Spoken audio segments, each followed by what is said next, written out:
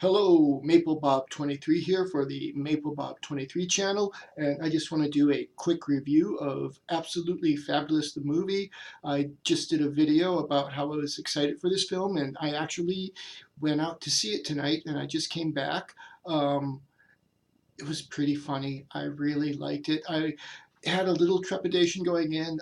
I think when I made the video, it was Rotten Tomatoes was showing it at 74%.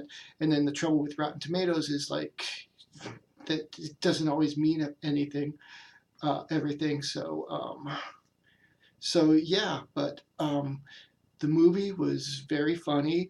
The story was very simple. It was, of course, just to let the characters play and do their silly stuff. And I will say that it was better than the ending of the series, but not as good as the first, few episodes. Like the first season had some really funny stuff in it, but the movie exceeded my expectations.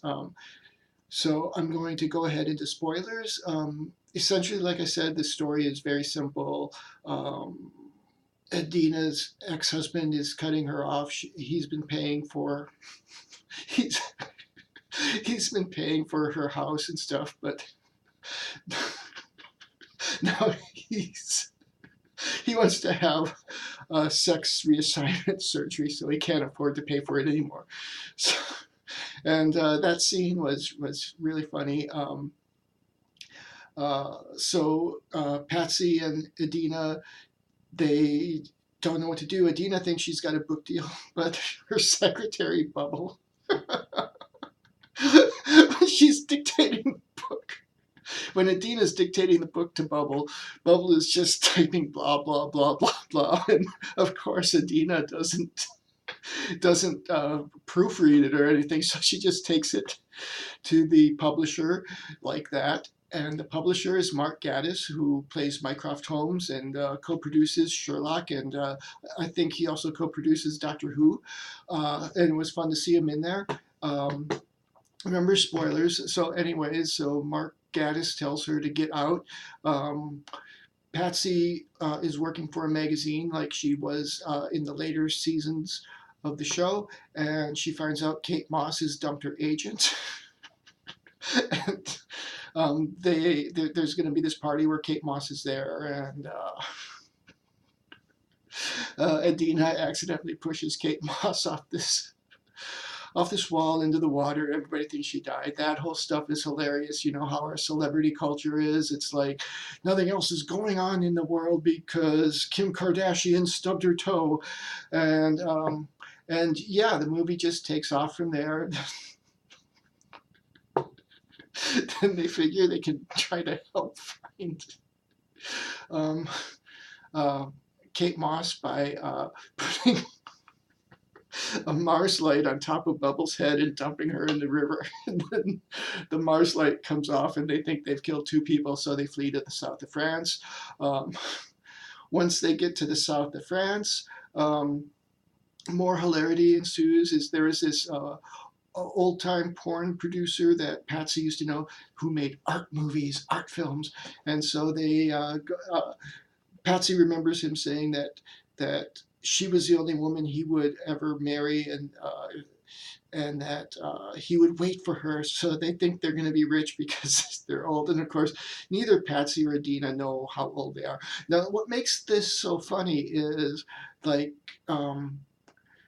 Patsy and Adina, they're somewhat sociopathic. I mean, they care, but they don't care. They care about their own gratification and stuff, and uh, you can see like the worst of yourselves in them, and so that's what makes the movie. It's not the story. The story is just there to give them something to do. I will say this though: it's like almost I'm assuming every old character who was alive from the show, the actor who portrayed them made an appearance in this movie, and it didn't feel like it was stuffed in. It was like even if they didn't have that much for the characters to do, they found a reason for them to be there. So everybody was in the movie for a reason, and that is another thing that made it enjoyable and not just stupid, like where they just this character was in the last movie, so we have to shoehorn him in here somehow, and they found a way to do it, and it just like and I won't say there weren't any slow parts, but they were quick slow parts. Like you just start noticing, oh, this is getting a little slow. Maybe this is where the movie starts to get bad, but then it just bounces back up.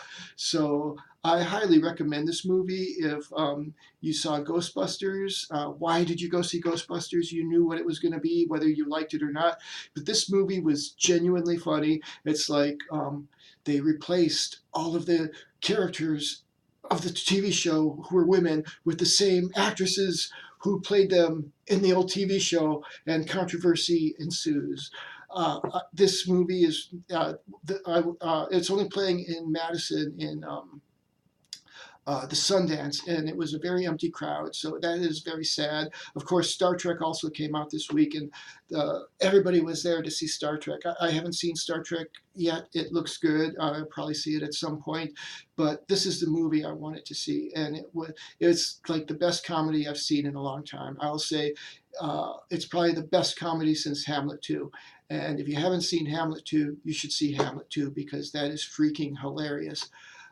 So yeah, tell your friends, take all your friends to see the movie. Oh, they had some movie swag, and since they didn't have very many of these, but they didn't need them, so like I got some absolutely fabulous tchotchkes for my collection. So go out and see this movie. Tell all your friends if you like to laugh. Oh, the other thing is I went to see it with people like I went to see. There were four of us all together, so two of us had seen the show. I was the biggest fan, but even the people who had never seen the show, they laughed. They thought it was funny. So I think this movie is for everyone, not just fans of the show. And I think if you are a fan of the show, there's the extra depth there. You know who the characters are, and they do that stuff for you, but it's not, it doesn't hurt. It's not at the expense of the rest of the audience. Everybody should go see this movie because it's freaking hilarious.